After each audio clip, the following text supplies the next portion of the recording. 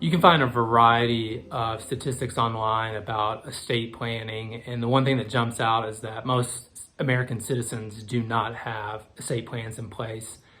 And I always focus on this idea of comprehensive estate planning, and even more US citizens don't have up-to-date comprehensive estate plans in place. And the most recent statistic that I came across indicated nearly 90%.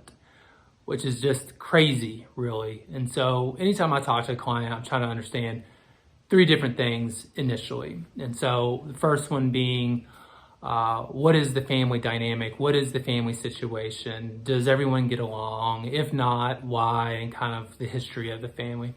Then two, what makes up the client's financial assets? You know, what makes up the estate?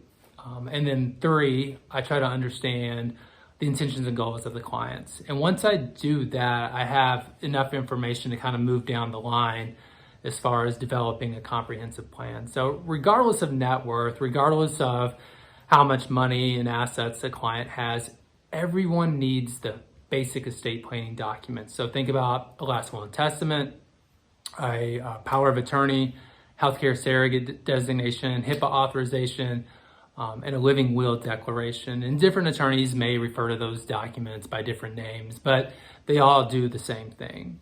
And then next, I try to make sure that we're looking at family and asset protection, right? So trying to protect the family and the assets from really one another sometimes, depending on the family situation. And then also from creditors, lawsuits, spousal and divorce claims. So there's a variety of different ways to be able to do that. As well as probate. I talk about that a lot of times as well.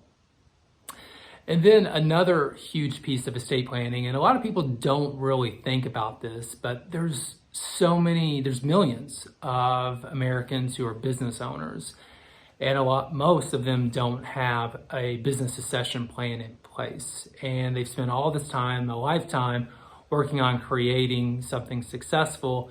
And they have, and then they don't take the steps necessary to make sure that success continues after they pass or retire or become incapacitated. So business succession planning is a huge aspect of estate planning. And then also charitable and planned giving. Most people realize that just leaving all of their assets to their family doesn't always help the family that is.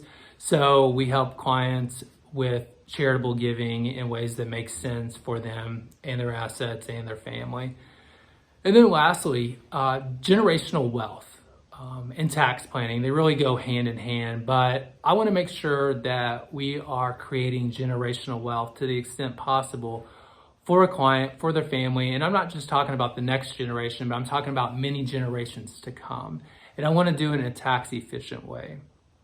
So when you sit down to kind of brainstorm about your estate plan, make sure you're looking at all the different facets and aspects that need to be considered when doing it. And if you're not, then you're probably going to miss out on something. And somewhere along the way, it could happen during your lifetime, it could happen years after you pass away, but some issue's probably going to pop up that's going to make things difficult for you or for your family once you have passed. So that's really what I mean by comprehensive estate planning. There is a lot that goes into it.